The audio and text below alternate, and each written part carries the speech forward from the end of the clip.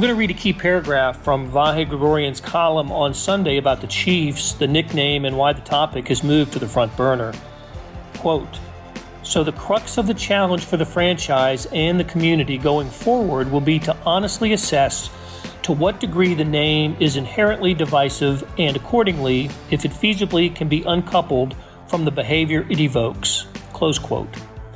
Vahe spent some time on SportsBeat KC talking about the column, how it came about, and the reaction to it. It's Monday, July 13th, and I'm Blair Kerkhoff. After a break, we'll take you to last night's press conference after Sporting KC's heartbreaking loss to Minnesota in the MLS's back tournament. Sporting surrendered 2 goals in stoppage time and fell 2-1. You'll hear from Coach Peter Vermes. But first, here's Vahe Gregorian. Well, one thing we like to do, Vahe, once in a while, is to talk about how stories come together. Columns, stories come together. And yours that appeared in Sunday's Star, that was posted online Friday, seems like a good one to talk about how it came together and what was your motivation for writing it. If I had a copy of the paper with me, I would have the headline, but I don't. But it was about the topic that we discussed last Wednesday on the podcast. Because of what the Washington Redskins have decided. In fact, they decided today to drop the name Redskins, and there have been statements by other teams that have Native American nicknames. Anyway, how it all plays in with the Chiefs and where are the Chiefs on this? And I should say before I stop talking and let you talk here that it occurred to me this morning that the Chiefs are the one team that really hasn't put out a statement on their nickname.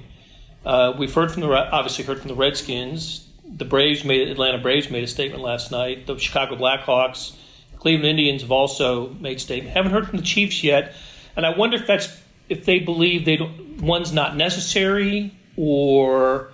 But I think in your column, which I thoroughly enjoyed, that it is an issue with some people, the name, the imagery, and so let's just go back to where I started. How did it come about, and why did you do it?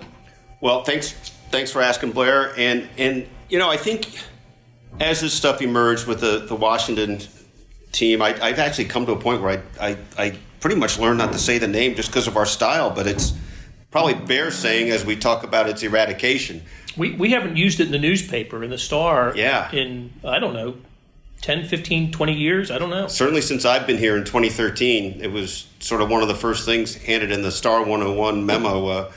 But anyway, be that as it may, so once that review kind of came up, I think probably as many of these ideas come to us, we end up kicking it around a little bit in here. I think we talked about by our Monday morning meeting last week, it was a big topic for us. We were just all sort of talking it through, the sports staff meeting.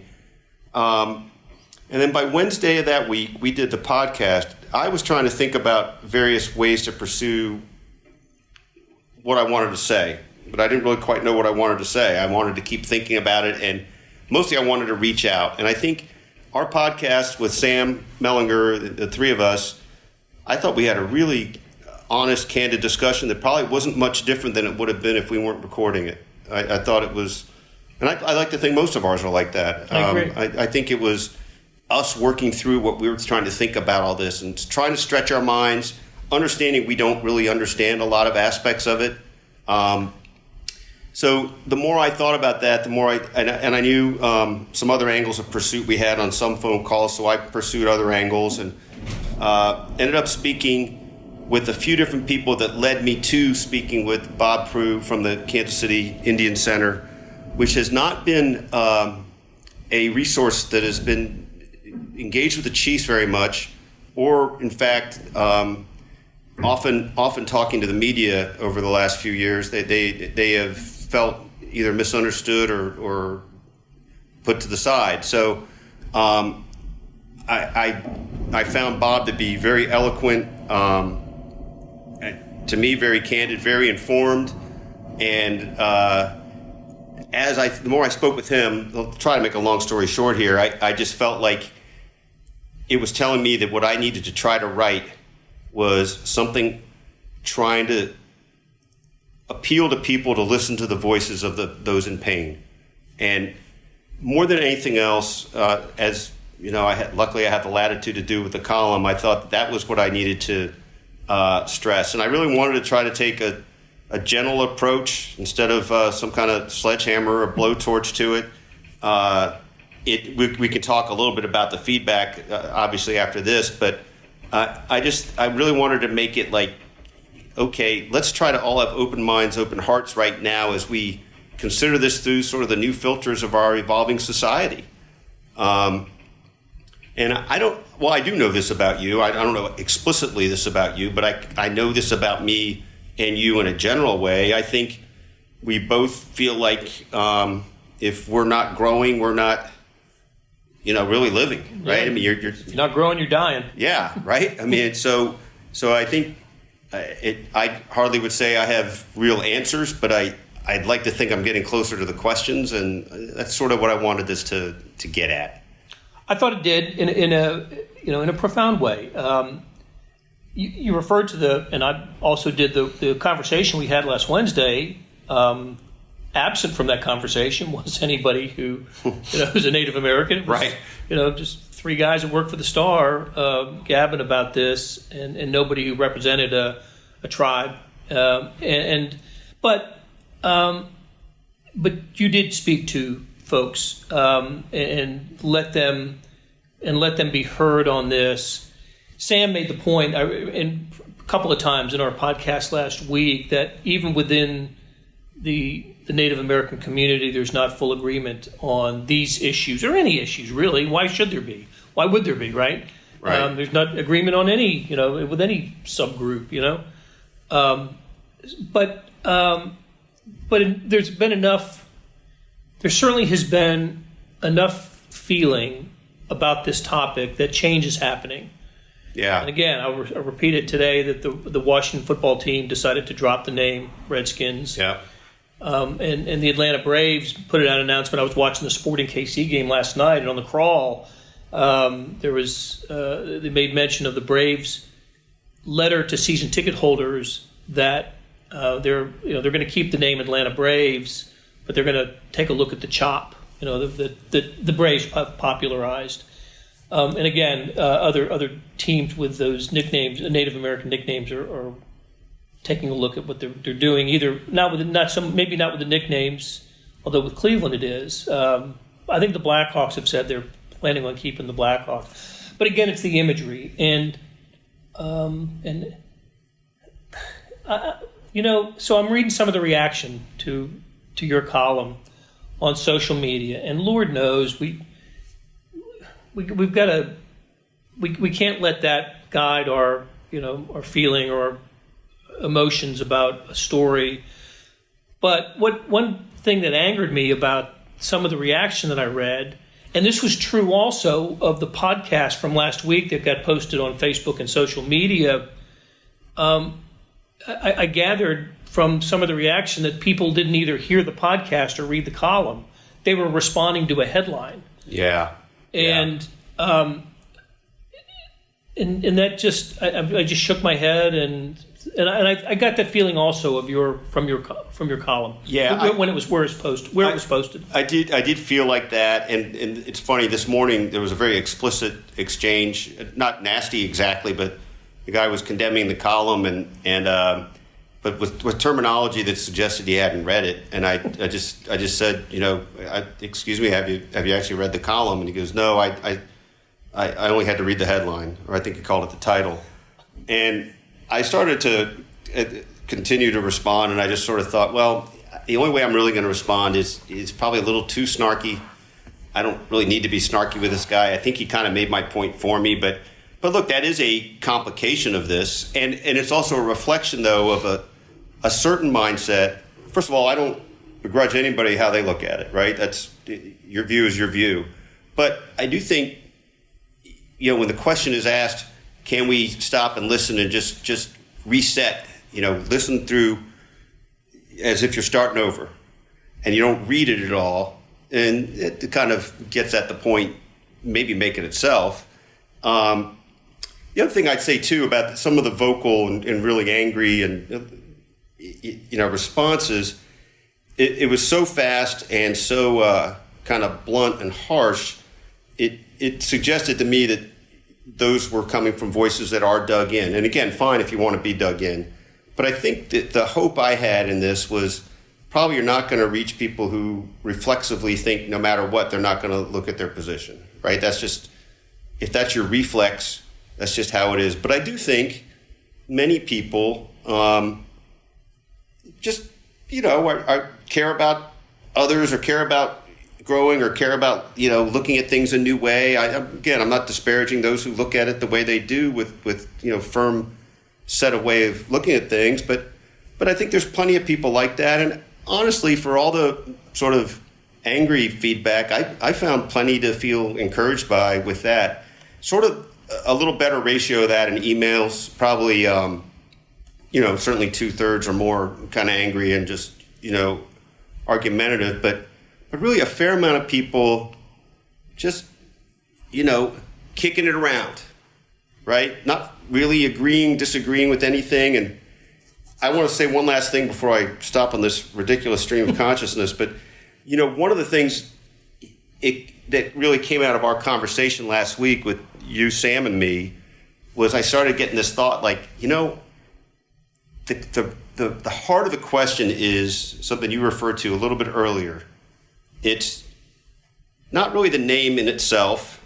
It's, can you decouple the name from the way that imagery is appropriated, that certainly a representative number of people, whatever that percentage is, I don't know how to measure that. There's different ways to measure that, but we've certainly heard from voices giving good reason for their hurt. Can you separate them in a meaningful enough way that the name is the name and the name is good and all that? I don't really have an answer to that. You asked the question as we started that. I like how you framed it in our podcast last week. You sort of planted some ground as like, let's talk about this and see how we feel after we talk about it. And I think one of those points was the name itself. Right. And I feel like all three of us came out of there, at least that's my recollection, that we thought, I don't quite know, I don't see that the name has to be changed in and of itself. I guess I've heard that a little differently in listening to some more of these people. There is a sense that, Chiefs is an honorary position and of a people that were systematically, whatever awful term you want to put to it. So whatever verb you want to use, none of which are good. But I'm still in sort of this funny neutral limbo spot on that question, because I think there's things you can do with the name that you can preserve the name if again, upon listening to enough people, talking to enough people, you can come to a point of understanding how you can separate it from those things. On that note, you got one suggestion, I recall, the Fire Chiefs. Yeah. And our friend Derek Gould in St. Louis at the Post-Dispatch noted, I think that one of the Cardinals minor league teams had gone from the Peoria Chiefs to the Fire Chiefs. Made a little branding tweak.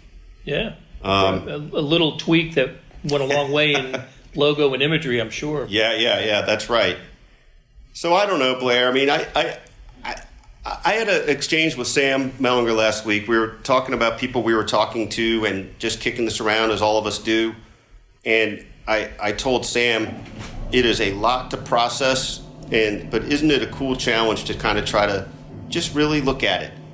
And I think I'd hope that's what we would all try to accomplish. I certainly need to grow and learn more. I hope that the people who took the time to respond one way or the other for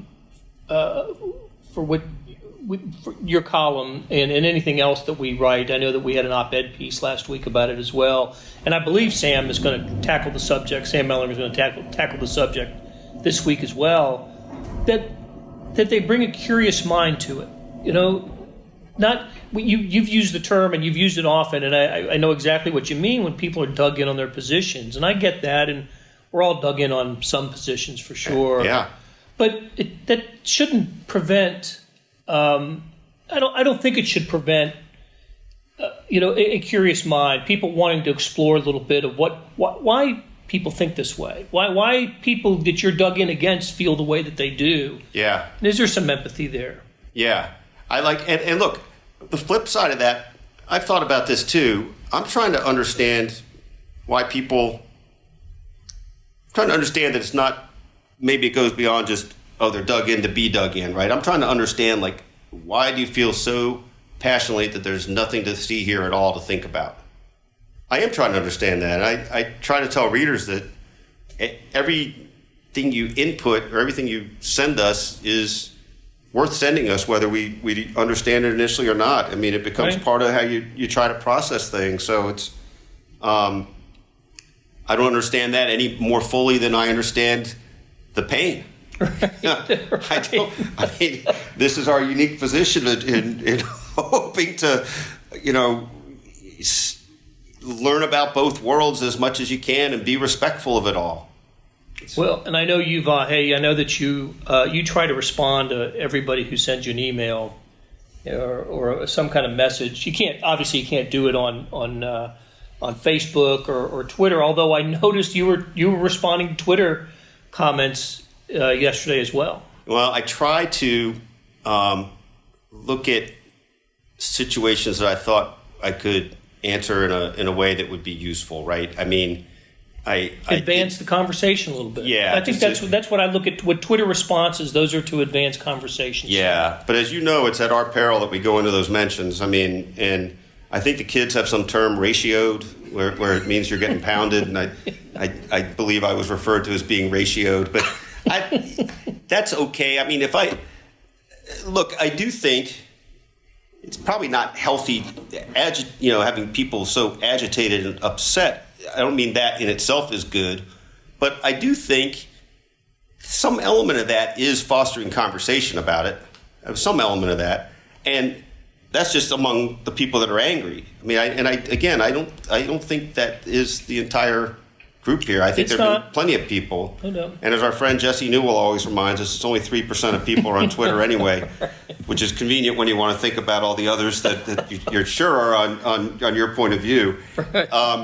But I did feel like I don't have any real strategy on how to respond on Twitter other than where I see a way to offer a useful clarification, or to try to not let someone misrepresent what they haven't probably read, just to chime in a little bit. I don't think it really does any good to fight the fight on there, but I think if you can just say, hey, you may have missed this part, or maybe, just do that and get out. But I've been too immersed in it. I mean, well, your audience appreciates your immersion into this. As I mentioned, we think Sam's pursuing a story on this later this week. I just don't think this is a story that's going to end anytime soon. I don't think so either, right? We're probably going to see. I'd be stunned if the Chiefs don't feel some need to say something, right?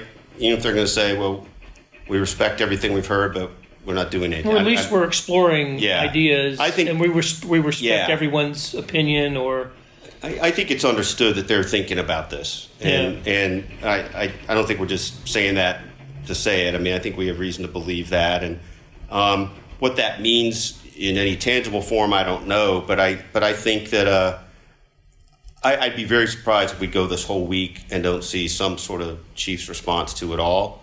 I think the topic is going to stay with us for a while, and I think it's probably healthy that it will. I think also, even built in, Blair, I don't know what I didn't get a chance to see what the plan for Washington is, when, how, what.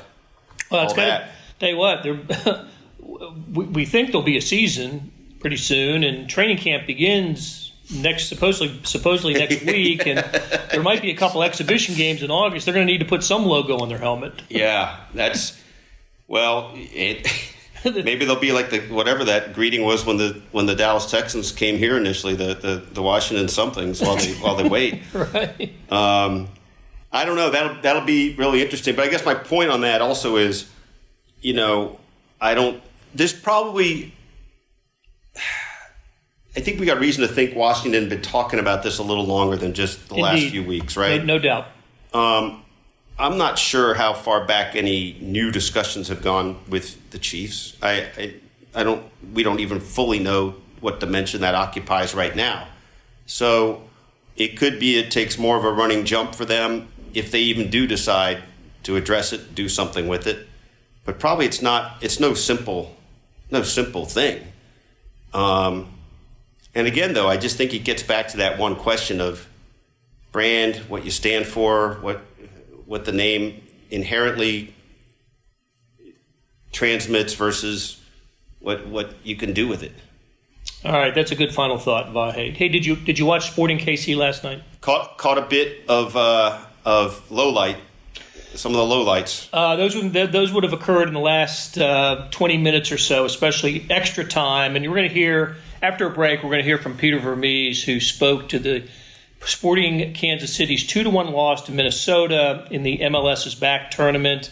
An excruciating loss for the home 11, the first team from Kansas City to suit up and play in a contest since we were all pushed inside by COVID 4 months ago. So we'll be right back. Hey, it's Blair. We have a special subscription offer for SportsBeat KC listeners, unlimited digital access to the Kansas City Star's award-winning sports coverage. Sign up now for 1 year of Sports Pass for access to all the sports news, features, and columns presented on the kansascity.com site, and it's only $30. That's a 40% savings off our regular rate. Your subscription will automatically renew after the initial term at $50 unless you tell us to cancel. Your subscription helps support the sports coverage of kansascity.com and the Kansas City Star, and that support has never been more important. Please visit kansascity.com/SportsBeatKC offer to get this special offer. And as always, thanks for listening. I think he's probably said it best. We had control of the game. We had some good chances. We should have probably put a second, maybe even a third away. We didn't. We allowed them in the game. We made some bad decisions. Unfortunately, what happens is you lose a goalkeeper. You have to take now a player off to replace for a goalkeeper. It kind of changed things around quite a bit. It just changed the game. So I think, there's a lot of good stuff from the game for us. But at the same time, unfortunately, we didn't close it out. So we can play. We'll get better from this game, and we just gotta learn from it and move on to the next one. Next question will go to Jonathan Segal. Jonathan, your line is open.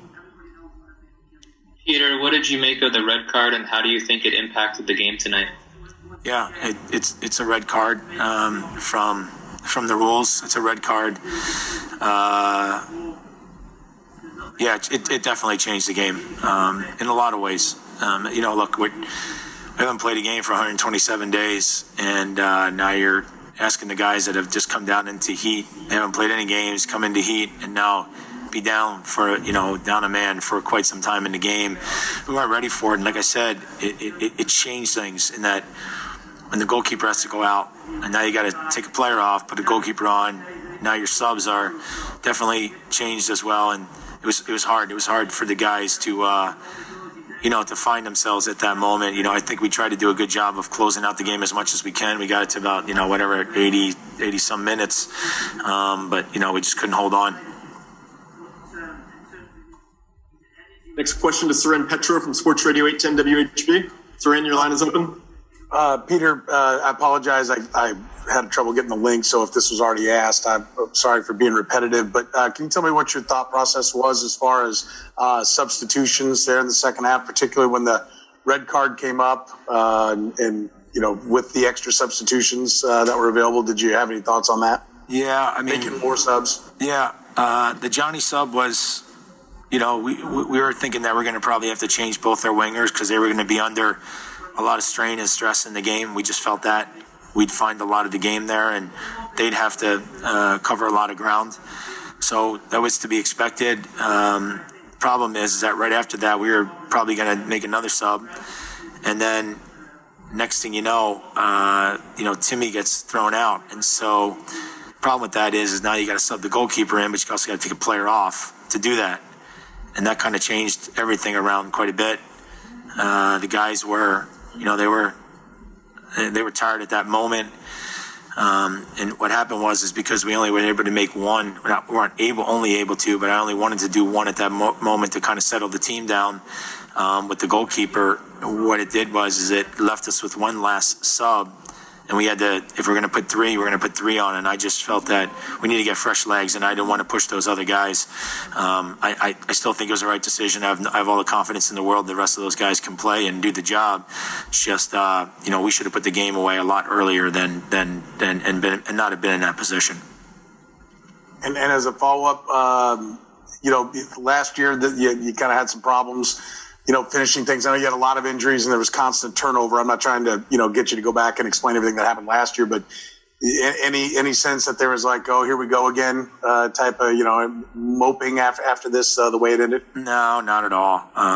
It's more of the fact that we could have, we are very well in control of the game. 1, 2 is, it's the first game back, I said, after 127 days.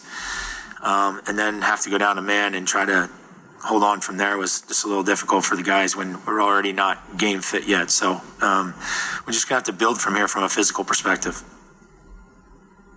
Next question will go to Sean Goodwin from the Kansas City Star. Sean, your line is open. Hey, Peter. Up until the red card, you guys still finished 62% possession. You outshot them. Were you pleased with how you guys played and dominated that game, really, up until the last 20 minutes or so? I was. I just was a little bit disappointed in the fact that we couldn't finish off get a second goal. We should have. We had chances. We just didn't. We didn't take them well enough, and obviously it came back to haunt us at the end of the game. And that's what happens in games like this sometimes. You play well, you own the game, and all of a sudden you have a couple moments, and next thing you know, the game's against you. Next question will go to Tyler Jones. Tyler, your line is open.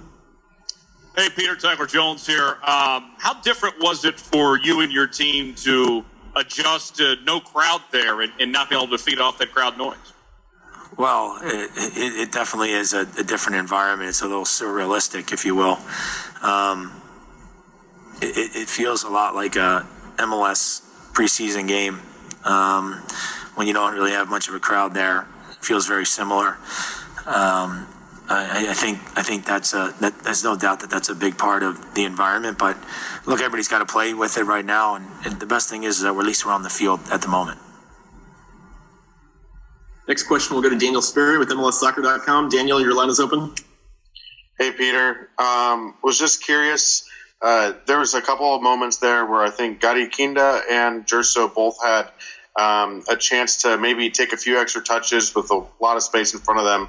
Final third, sometimes it just seemed like the final product wasn't completely there. You chalk that up to the long layoff? Is that something that you're hoping to see more from the guys? I guess you could say yes to that question. But again, we had good opportunities.